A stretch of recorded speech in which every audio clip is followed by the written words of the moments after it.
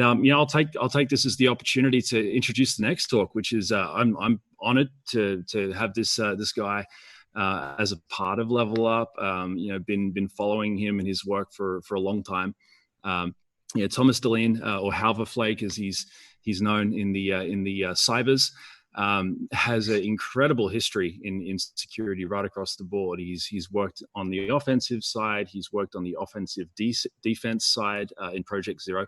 He's now actually doing a pretty amazing startup that just got funded around infrastructure and all sorts of fun things like that. But he's got an incredible view. He's done some amazing ponage over the years. He's got an incredible viewpoint on security, and his talk today is really about his experience and his view on that overall space. So I think without further ado, what do you reckon, guys? Let's kick this thing off.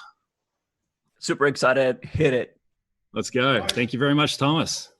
Well, thank you very much for the introduction, and great being here. I guess I'll start sharing the screen and show some slides here. All right, good day, everybody. So this is a bit of a strange talk for me to give, because I've been doing security for quite a while now. It's been 20 plus years, 23 on the order of.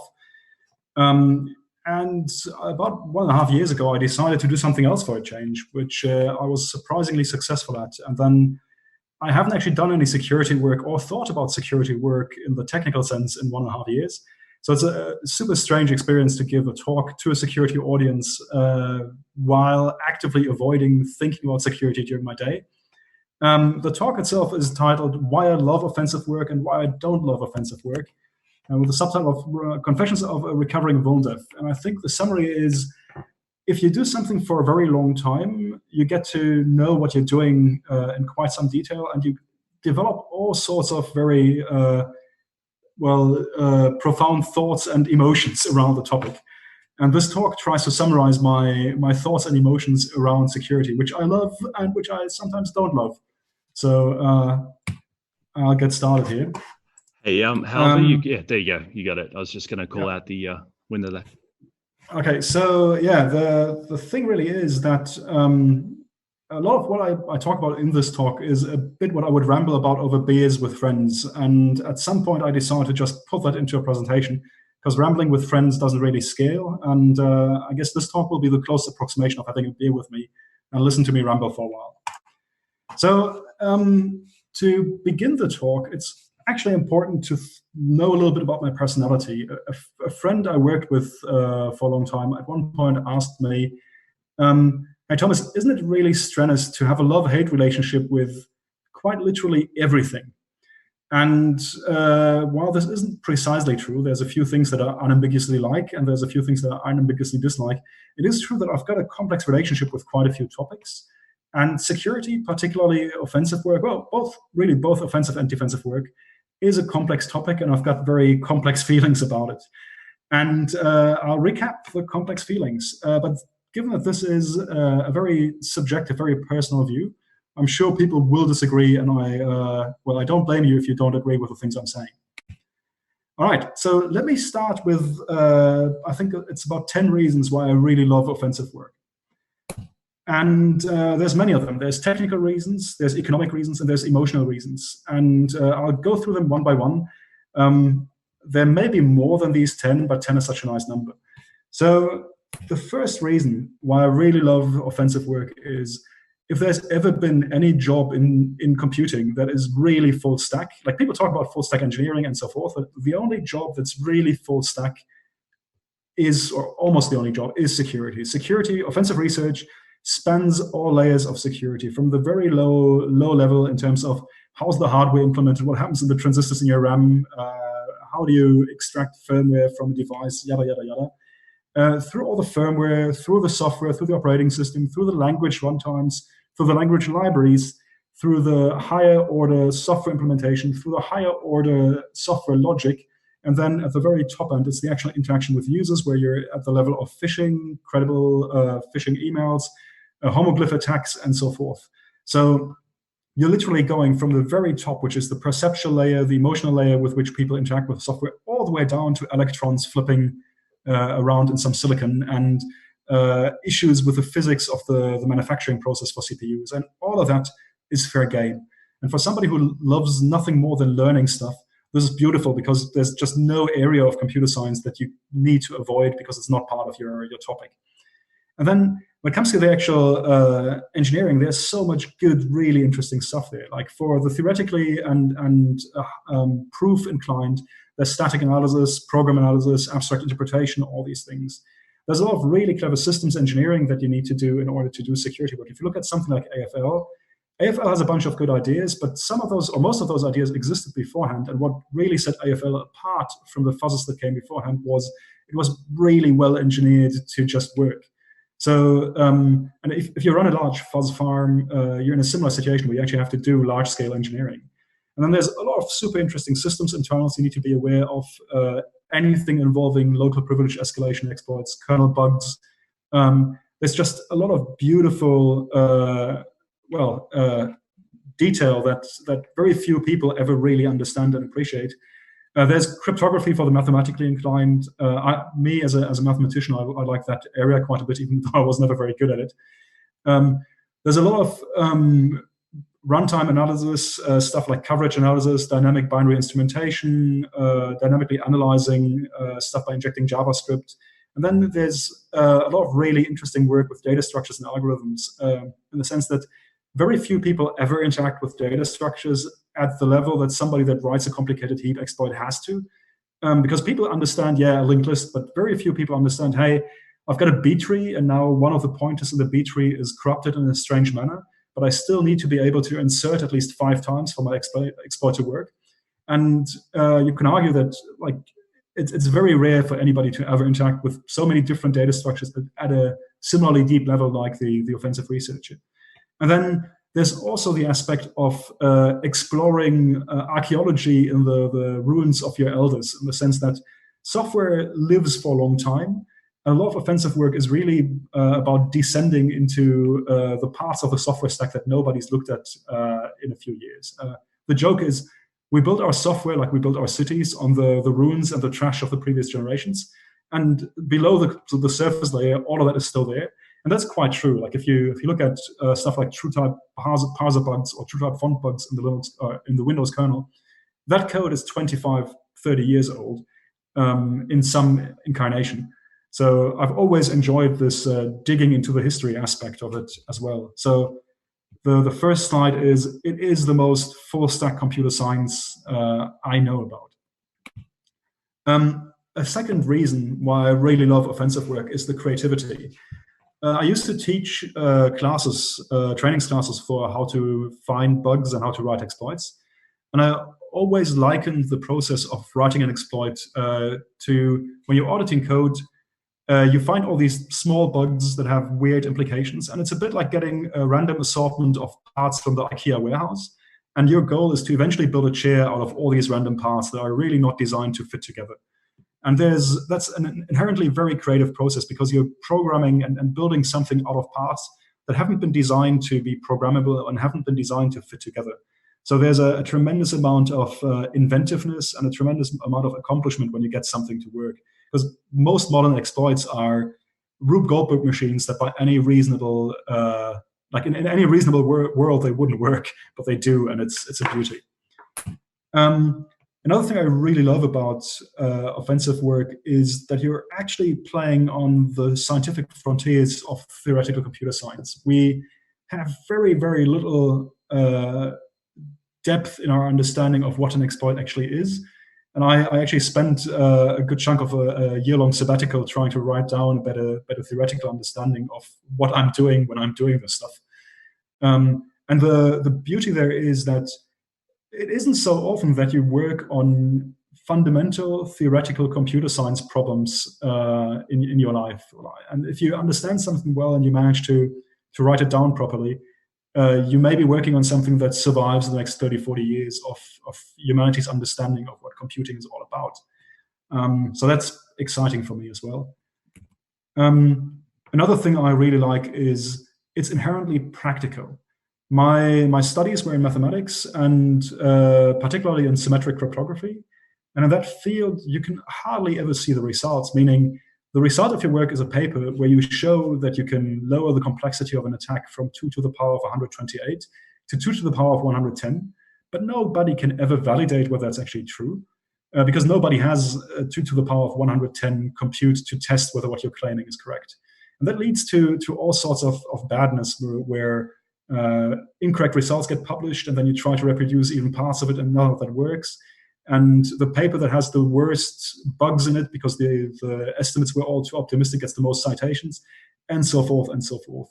And from a personality structure, I really like the practical effects.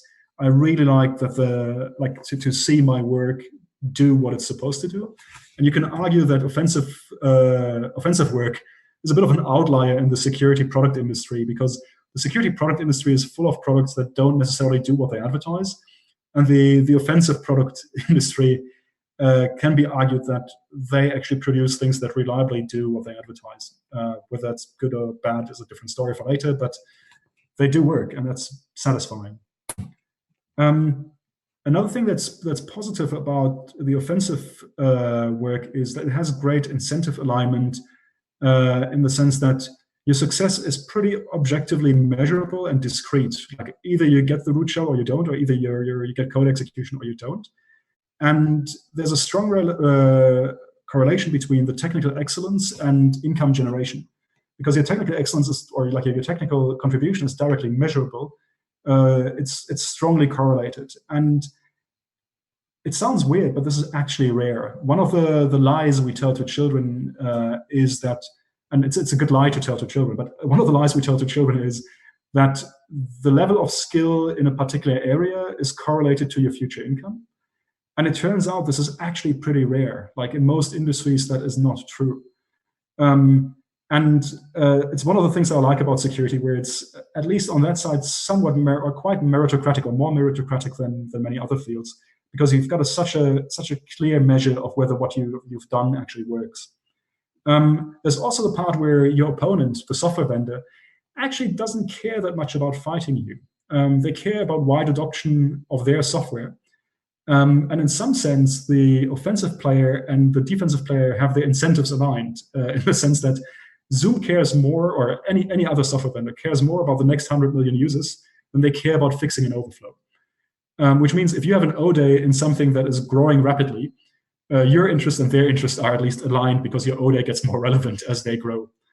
There's also a part where all offensive technical problems are technical problems, meaning, especially in security, a lot of the offensive work is very much just a technical problem, and then a lot of the defensive work is quite political, because you have to get organizations to change their processes, you've got to get organizations to spend their money differently, and so forth.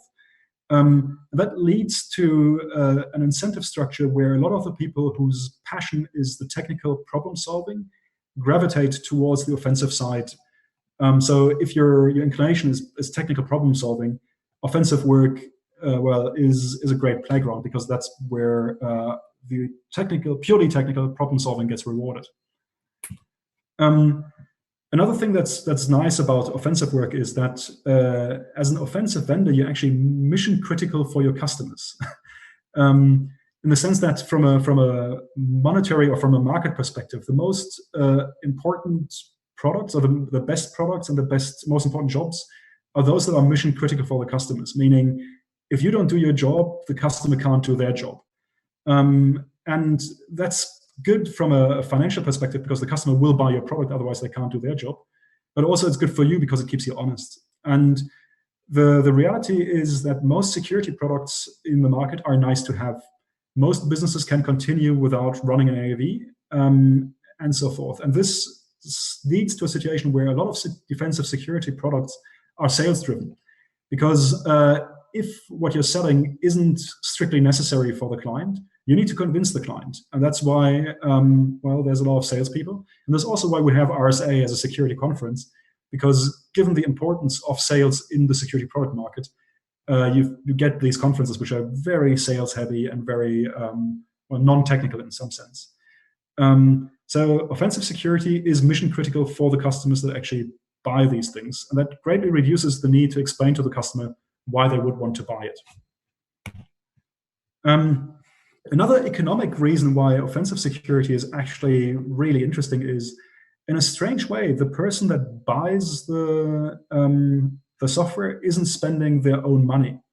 What I mean with this is, in this diagram here, on the far left side, we've got the device vendor. And the device vendor, let's say the device vendor, be it Apple, Google, Samsung, whatever. Let's say they make creating an attack on their device harder or more expensive by hardening things. Then the offensive vendor has to spend more money on breaking into the thing and building an exploit for it. So they go to their customers, which are the law enforcement agencies and intelligence agencies of various countries, and they say, we need more money to do our job. And then the law enforcement agencies, which are the customers, they go to their boss, which are in the end the politicians, and they say, dear politicians, we need more money to do our job, keeping you safe. And then the politicians ask their population, do you want to feel safe? And the population, by and large, votes for the politicians that makes them feel safe. And then the politicians get to tax the population and take their money. And then all that money gets funneled through this diagram back to the offensive vendor, which means that in some bizarre sense, the offensive researcher manages to be a tax on the population.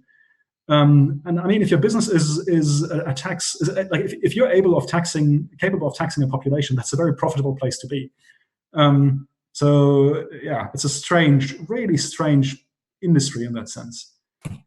Now, onto the very personal and emotional things why I love offensive work. The high after success is really, really great. I had a math professor that once said that the joy in mathematics is often the receding of the pain, because you smash your head against a problem for ages and then out of a sudden it clicks and you get through.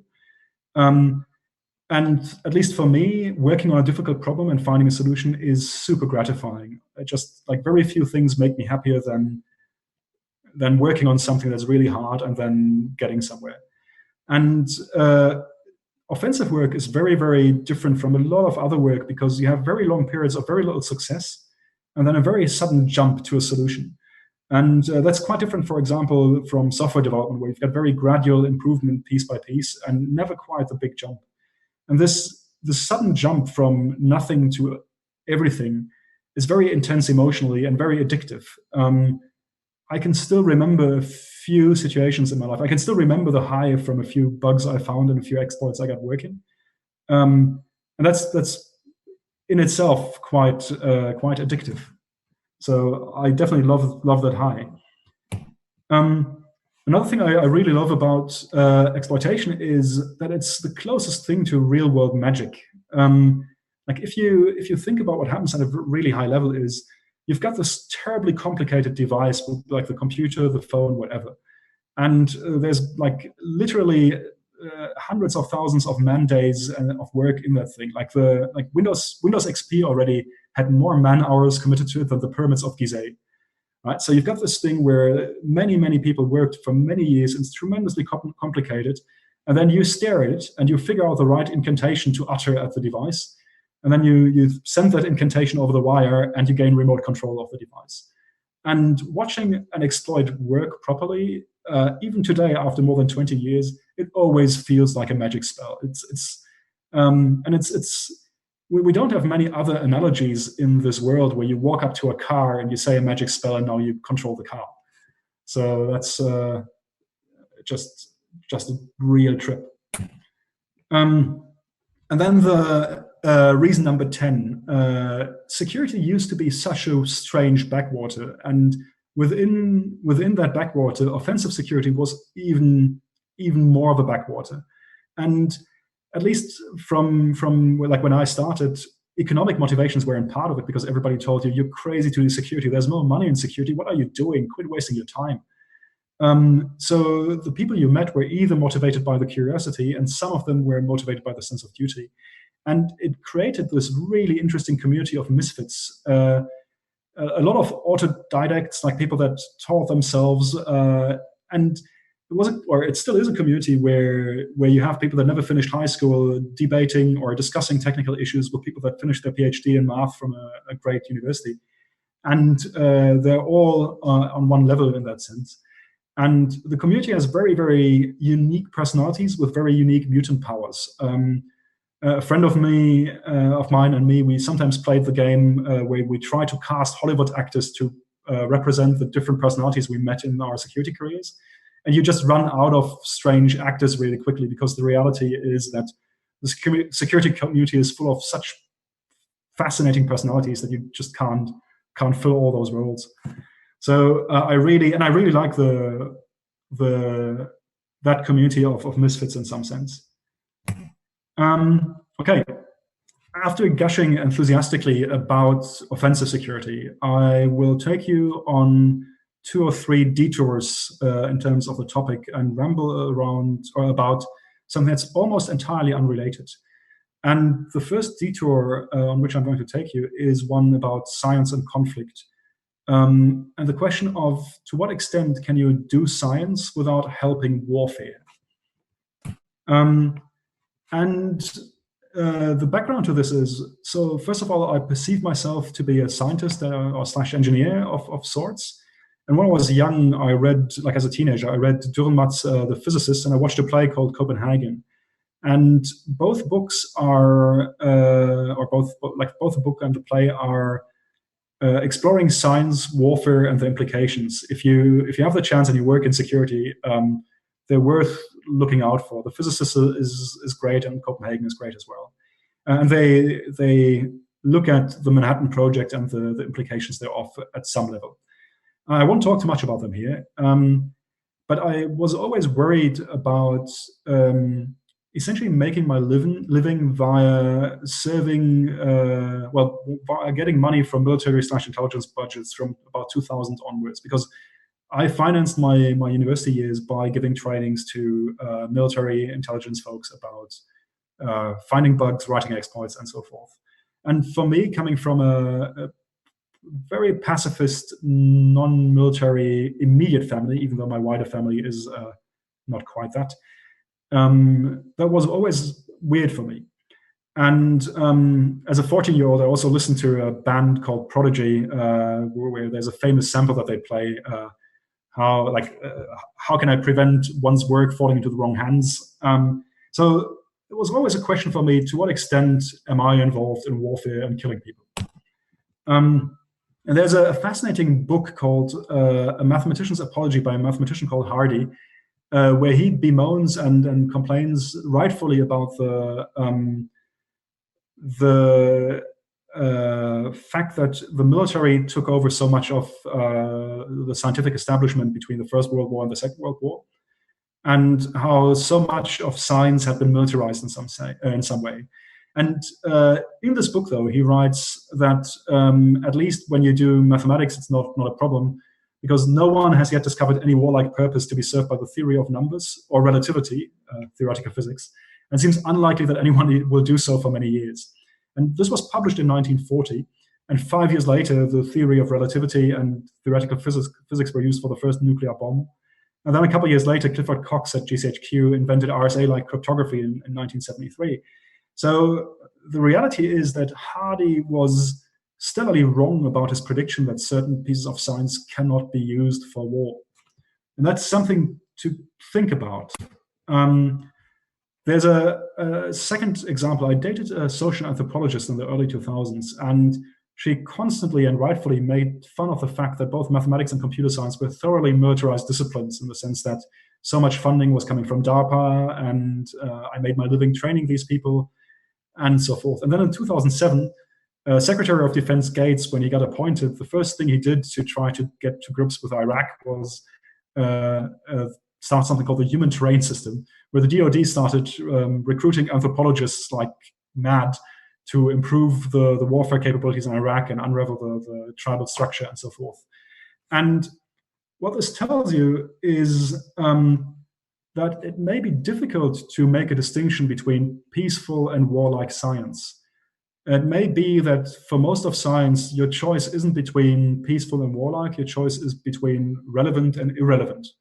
And it may be that the only way of preventing your scientific output from being used by the militaries or for war is to make sure it's irrelevant or wrong or both. Because if whatever you do can give one side an advantage, they will try to use it. So what this means is there is no such thing as, or almost never a thing like warlike or peaceful research as such. But that doesn't mean that you don't have a responsibility to judge what you're working on. I mean, in the current COVID situation, I'm quite sure that this drives home that, for example, research on biological weapons is most likely not a good thing to work on. Anyhow, after this first detour, talking about science, technology, and war, I'll have a little bit more of a chat about the question of to what extent is it immoral to improve weaponry? That's a strange question to ask, but one of the things I don't like in the discussion about offensive tooling is often the comparison to weapons. And I thought, like between exploits and weapons, which is a terrible comparison to begin with. But through that comparison, I've started thinking about what are the moral implications of working on improved weaponry if I was to work on weaponry. It's interesting because people usually say, okay, working on better weapons is inherently morally bad. And then in 2016, I visited Japan, both Hiroshima and Tanegashima. So I will not talk about Hiroshima. Hiroshima is something that everybody that works in security and has uttered the word cyber war should visit at one point in their lives because it's deeply impressive. But there's no way I can convey any of that here, so I will just not talk about it. Tanegashima is what I'll talk about. Tanegashima is an island in the south of Japan.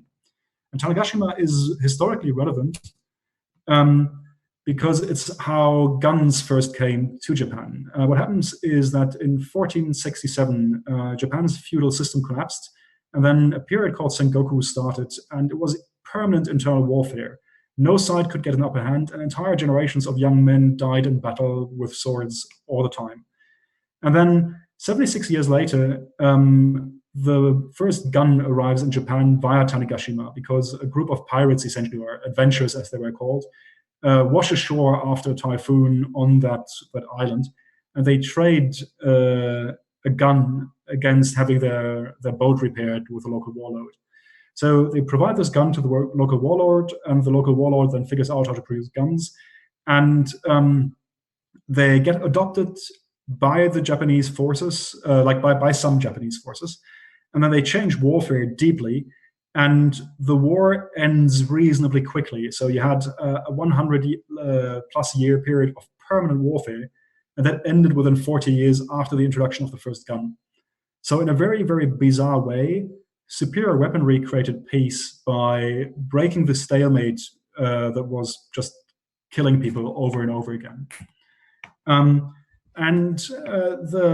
The lesson I took from this is that guns or better weaponry on one side is one thing, but what's really terrible for everybody is prolonged warfare where there's a stalemate that just kills people on all sides all the time. And some people would even argue that the terribleness of nuclear weapons is what enabled some of the peace that came, at least in Europe and the US, from essentially 1945 to today. So I personally don't have an answer to the question of whether better weaponry is bad or not. But Tanegashima is something that I think about a lot. The picture on the right-hand side, by the way, is from the Tanegashima Gun Museum. And you can see that they experimented with a lot of really crazy calibers and gun shapes when they started building these. The long story short is I don't have a good answer. And there is counterexamples as well. If you look at New Zealand, when guns arrived in New Zealand, the Maori, which had been in fairly non-deadly warfare with each other all the time, engaged enthusiastically in gun battles, and it was very deadly for them. And then it's also interesting to see that Japan de-armed itself afterwards. Like once they achieved peace, they essentially removed all guns again and even forgot how to make them, which is fascinating because it's a country that essentially gave up the manufacturing of weaponry and reverting to the sword over a period of several hundred years, which is not something that I think has much precedent elsewhere. Anyhow, I have no idea what the lesson from all of this is really, except that the statement "weapons are always net bad" is too simplistic, and anybody that tells you this isn't engaging with the topic in a very sophisticated manner. Detour number 3, fragility of democracies, with a subtitle of 100 Years Without Death Squads ? Now,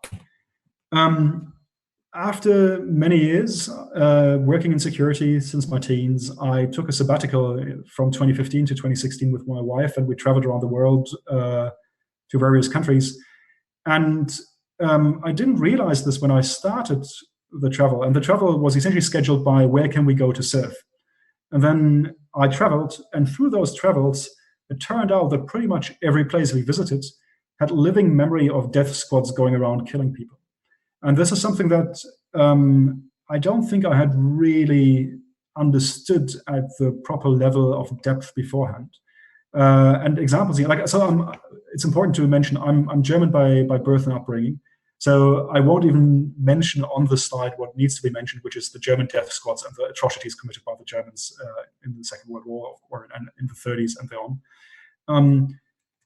So I was very aware of that, but then wherever I traveled, I found that country had a similar history in living memory. No, not similar history, had death squads in living memory. There's no similar history when it comes to the German situation.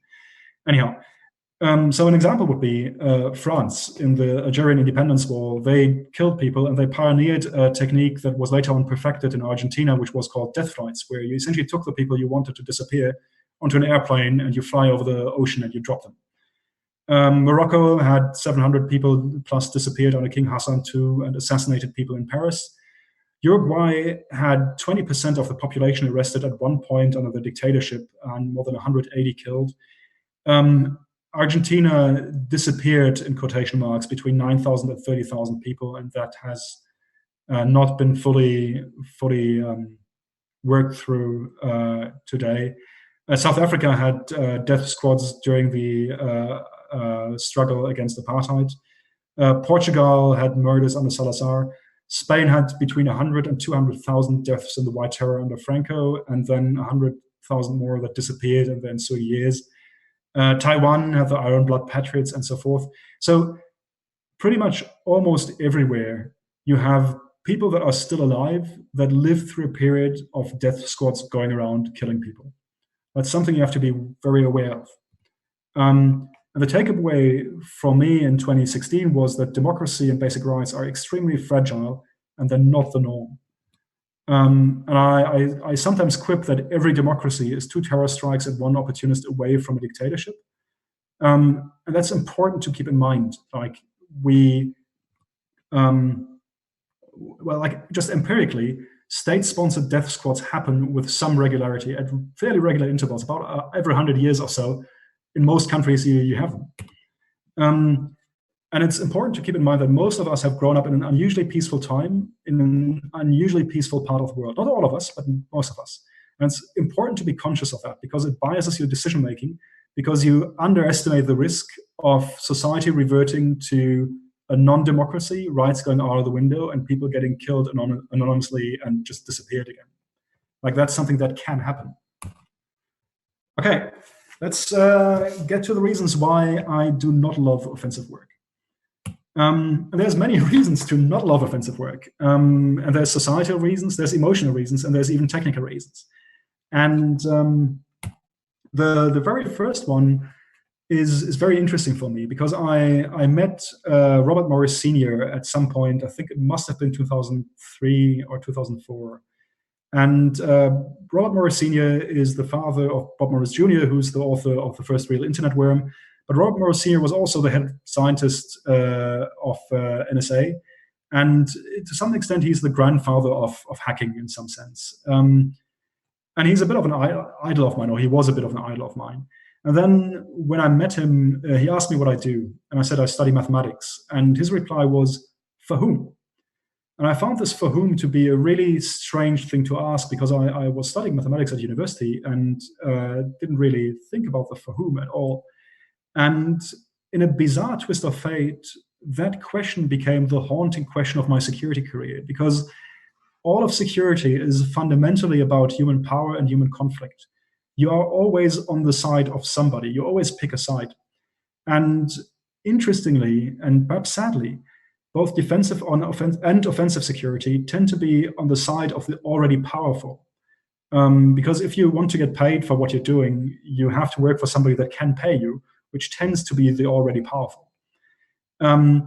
And what happened to me over those 25 years or 24 years or 23 years was I incrementally ran out of sides I like to pick, meaning I've got to pick a side and I don't know anymore which side I actually want to be on for the most part. So that's a bit of a strange one.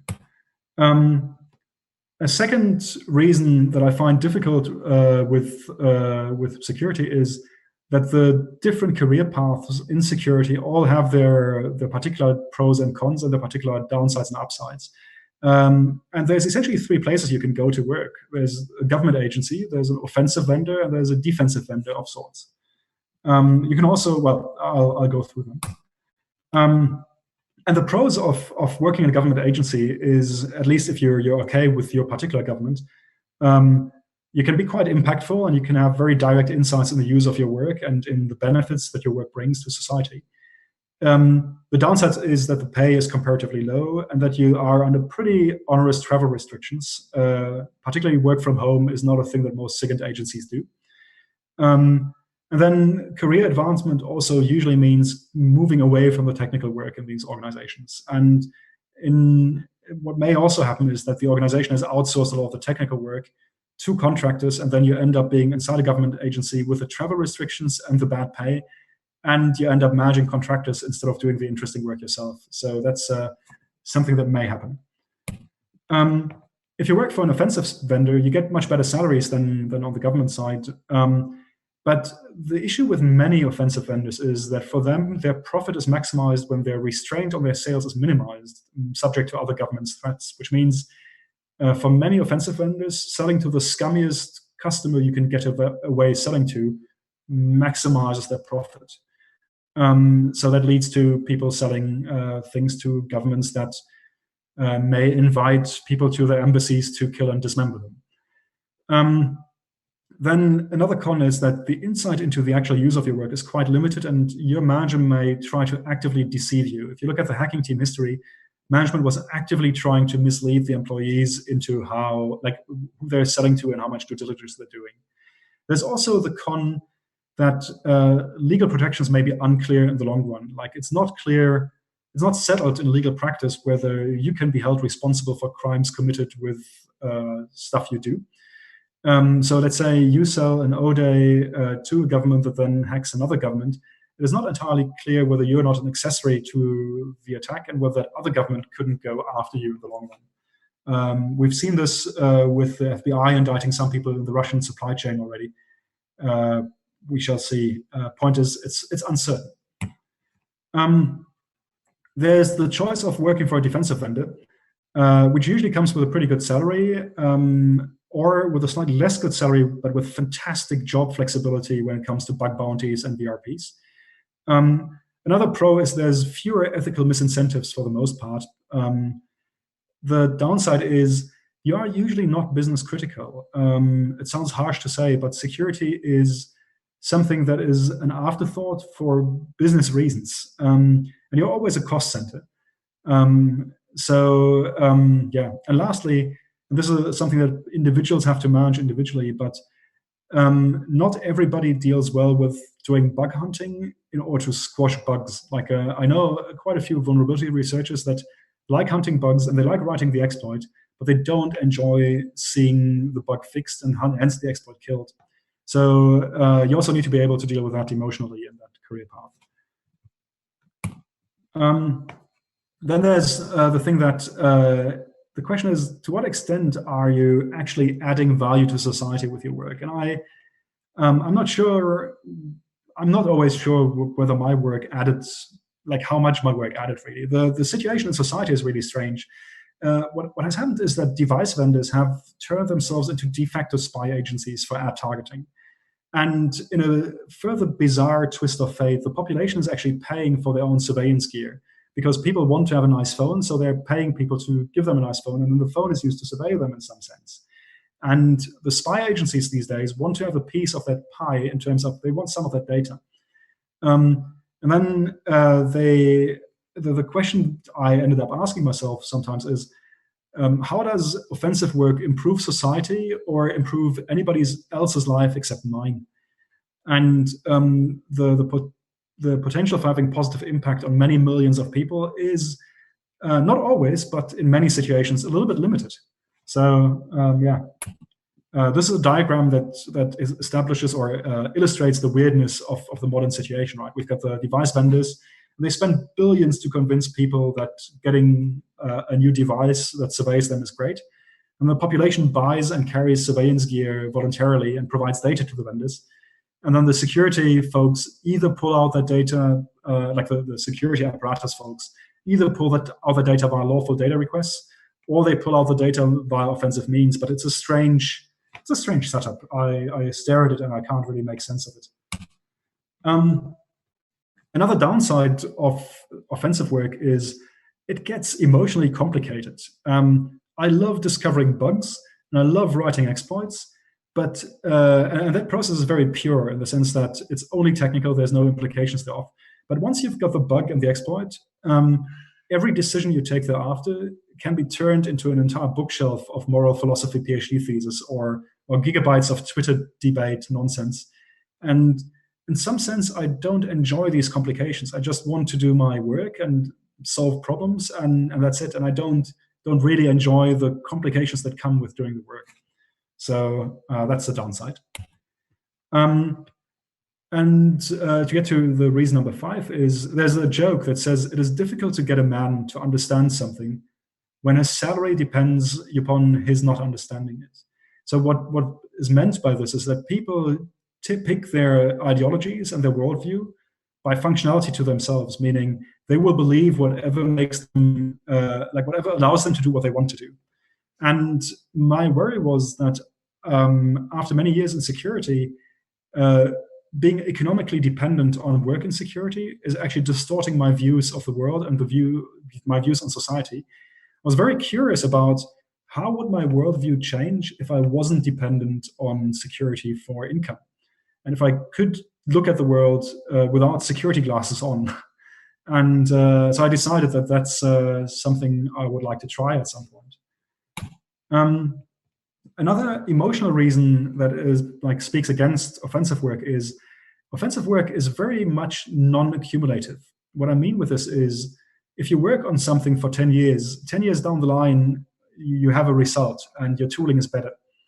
And the trouble with offensive work is that you have these things that die. You end up looking at 10 years of a career and you can say, well, I had this bug in OpenSSH. It was an OpenSSH remote. It was fantastic, but it's dead. And I found this RDP remote and it's dead. And I developed this technique for exploiting this allocator, and it was replaced with a new allocator nobody uses anymore, so that's dead. So the strange thing about offensive work is that even by technology industry standards, the work is particularly ephemeral. A lot of stuff just disappears. Technical downside number 7. Offensive work, when you maximize profit, is actually super repetitive. What happens here is that a new target has a really high ramp-up cost. Trying to find your first remote code execution in Chrome is much more expensive than finding the next 10, because once you understand the code base enough to find one, you usually find a cluster of them. And for the offensive market, their tool chains depend on swappability of parts, meaning they just want to have capability against Chrome, they want to have capability against Firefox, they want to have capability against iPhone, yada, yada, yada. What this means is that the market demand is always for the same thing. And the learning effect for you as a researcher on your 10th Chrome or your 10th Safari or your 10th iOS kernel bug is much less than on your first. So in a sad way, if you maximize your profit when you do offensive work and bug selling, you also maximize your boredom and stagnation. And that's not a great position to be in if you have to trade off earning more money against being bored in that sense. I personally, I love learning more than anything, and I don't particularly enjoy repetition. So that is a bit of a downer for me. Another reason that I find difficult with offensive work is you end up becoming an expert on obsolete technology. But what's happening there is that obsolete technologies is where all the bugs are. There's more people that have deeply analyzed true type font rendering than, like, for bugs than for typography. And the customers want mass market technology that's deployed everywhere. But that's often much older than emerging technology. And what happens is you pour all your lifeblood into these obsolete technologies to understand them. And at some point, you're stuck with encyclopedic knowledge of how TrueType font rendering bugs evolved from 1995 to now. But that doesn't mean that, like, TrueType is actually an interesting technology for the next 20 years. Technical reason number 9 why offensive work is not always great is there's a risk of missing a huge technology transformation at the moment, because computing is changing more rapidly right now in the last 5 years than it has in the 20 years beforehand. And data synthesized computing is emergent. There's emergent proto-operating systems. Nobody with any clue how to properly architect them. No proper data center-sized operating system exists. No real debugging exists. The end of Moore's law is happening. Software is being reshaped already. Hardware is being reshaped deeply. And a lot of offensive work is, hey, another bug in Chrome, please, thanks. Or another Safari bug in an iOS previous, please, thanks. And it feels like that's playing on the sidelines of where the actual big changes in technology are happening. Anyhow, and I'm getting to my end of the list of downers because I've been negative for the last 10 slides here. And for me, that was the obituary test. I strongly believe in reverse engineering your life backwards from the obituary you would like to have. I like reading obituaries. They're my favorite piece of literature, really. And my wife always calls me Captain Sunshine for my slightly dark outlook on life. But the way I think a successful life can be led is by imagine in your head or write the obituary that you would like to read about yourself, and then try to live your life to get the obituary you want. And when I imagined my obituary, it felt like I should do something else for a while.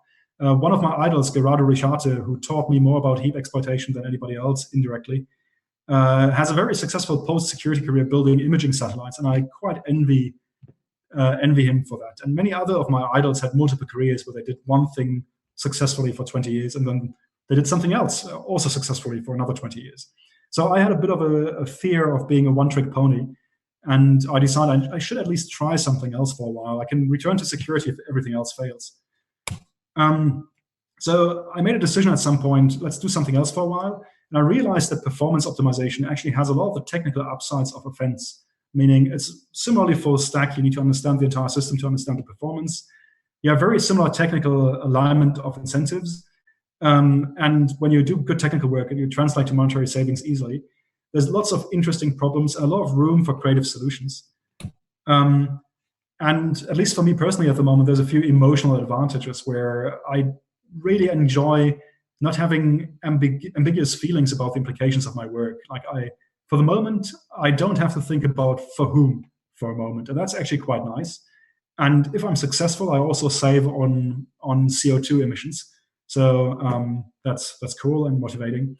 Another great advantage of not doing security for a while is in Twitter debates, because I can always claim everybody else that has an opinion on security on Twitter that their judgment is clouded by depending economically on it. So I can claim I know the truth because I don't have a dog in this fight.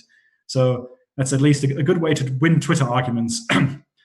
We shall see whether I can actually make money on this, because it's much harder to become a tax on GDP doing efficiency work.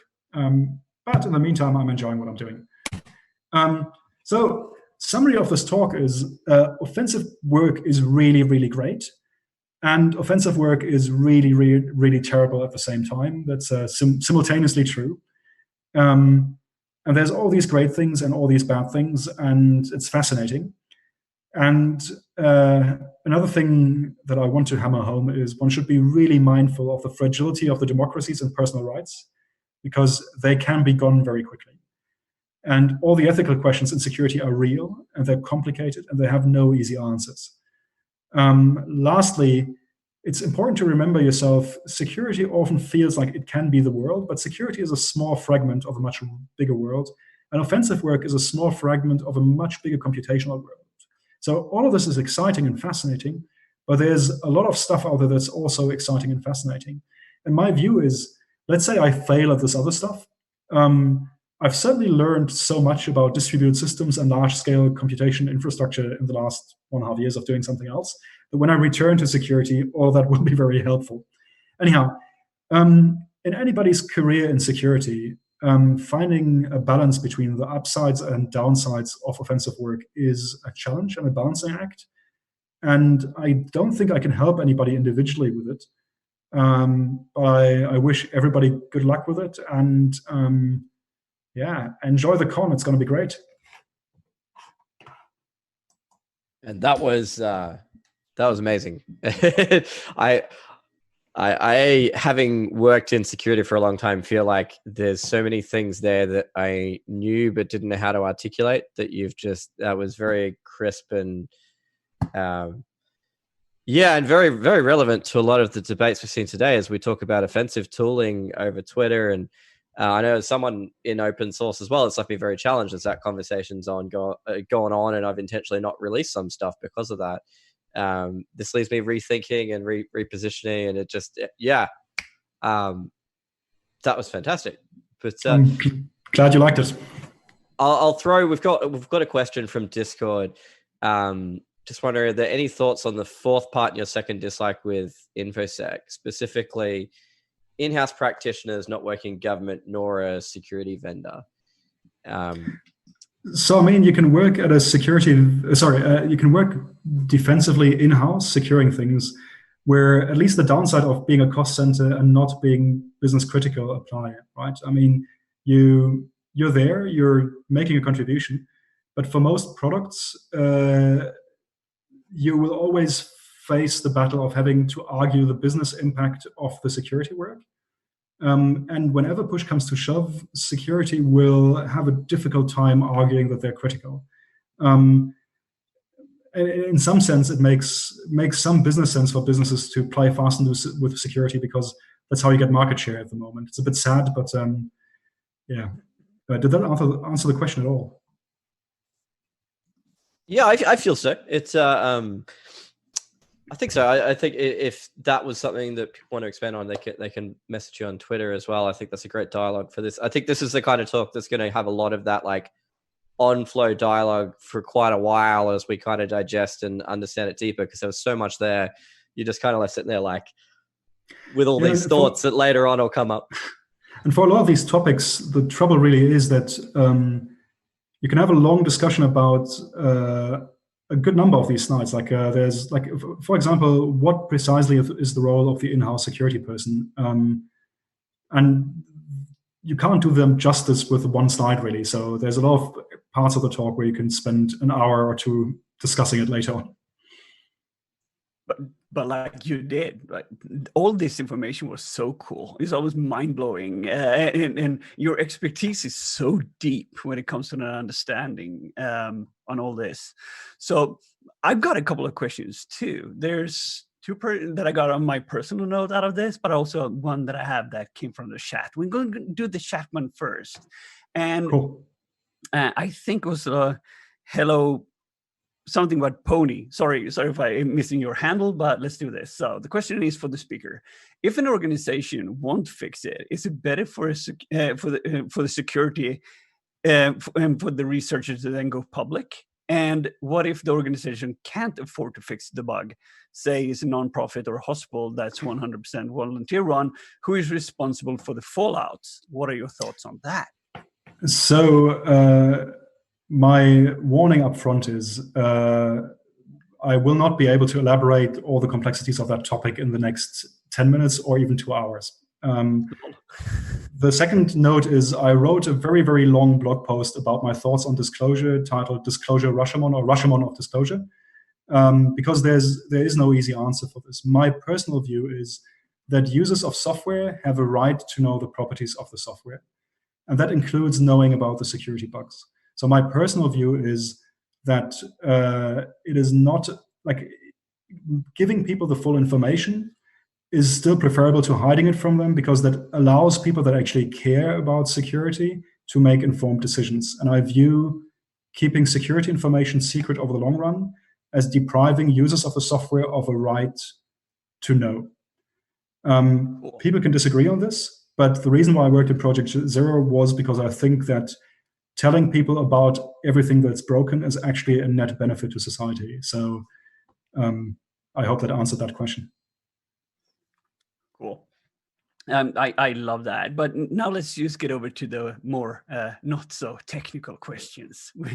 I really love the idea that you, when you talked about how it feels like black magic, right? And in the beginning, everything in InfoSec or security or anything that's new to you looks like black magic. The first you see somebody playing around with a couple of cards, it's like, oh my God, that's so cool. Somebody pops a shell or something, it's blowing your mind. And the more you learn about it, the cooler you're kind of getting it's losing its shine a bit.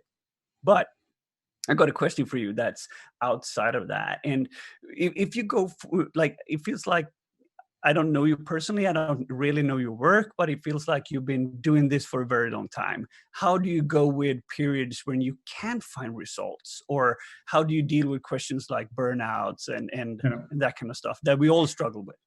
Yeah, so this is super interesting, right? Because when I was a young man, I viewed a lot of these questions as soft questions and not very interesting questions. And I sometimes, like every few years, I still do trainings classes for vulnerability development. And it turns out that by now I've got almost a 2-hour section on that at the end, because managing your own motivation, managing your own balance, and managing your own physical and mental health through the process of vulnerability discovery and exploitation is actually really an important part of the game. So what worked for me often was rotating between the actual bug hunting and improving tooling. Like, I get frustrated doing manual labor. Sometimes vulnerability development feels like digging a trench with a spoon, or digging a trench with chopsticks, right? And you really want a shovel, or like ideally you would want a bulldozer, but you'd be happy with a shovel. So what I ended up doing sometimes was just cycling from the chopstick digging to, hey, I'll try to build a shovel. And to some extent, building bindiff, which was the first patch diffing mechanism, was something like building a shovel. And then you could spend a couple of months there, and then you could rotate back into the vulnerability research side. And becoming a better dev actually improved me as a vulnerability researcher as well, because in the end, vulnerability research is often about understanding development processes, understanding development best practices. An example for this is a friend of mine is a great C++ dev, and I talk to him a lot. And when the stack cookies happened in Windows boxes, when stack cookies went ubiquitous, like /JS ended up being almost everywhere, I found myself in weird situations where sometimes I had a stack overflow and a JS cookie was there, but the thing was still exploitable because I ended up overwriting an entire C++ object on the stack. Now, this happened to me more than once, and I was like, so once is coincidence, but I've seen 2 or 3 overflows now which I could still exploit in spite of the presence of JS. I couldn't make sense of it, and then I spoke to the C++ dev friend of mine, and he's like, well, of course you would find extra full objects on the stack which you can overwrite, because the guidelines for modern C++ is do everything scoped locally, which means you'll have all these live objects, including their vtable pointers on the stack, that if you're writing like upwards on the stack past the JS and you overwrite an object and somebody has passed a pointer into the current function, you can still get code execution. So my point there is understanding more about how people write software will make you a better vulnerability dev person. So cycling between those two helped. Then I learned a very hard lesson about managing my health, because I had a conversation with a doctor in my late 20s that said, if you want to reach 36 or 35, you need to make lifestyle changes, where I had just overworked myself to a point where my immune system collapsed. So what I'm saying is, folks, get up from your desk, move, do some exercise. It sounds silly, but if you want to be around long term, that's important. And then the other part is, everybody goes through dry spells, and fretting about the dry spell will not fix the dry spell. Like, do something else for a while, get your mind on something else, learn more stuff that in the long run will be useful. Banging your head against the problem at that moment will not necessarily help. Like, you'll need to do something else, learn something unrelated, come back to the problem later on when your creativity is back. And there's no shame in taking a break. And there's also no shame in working on the same exploit for a year and a half. Oh, that's awesome. Hey, thank you so much, Halvar. That was just, watching the chat. I think there's a combination of people that some of the concepts you're going through, offense and career wise, were new. It's given them a lot to chew on. And then there's folks that have been around that probably haven't ever heard the stuff that you just went through articulated as clearly and succinctly as that. So we really appreciate it. Love it if you could hang around on the Discord for a bit and chat to a few of us. But thank you so much for being a part of Level Up. Sounds good. Thank you very much for having me. And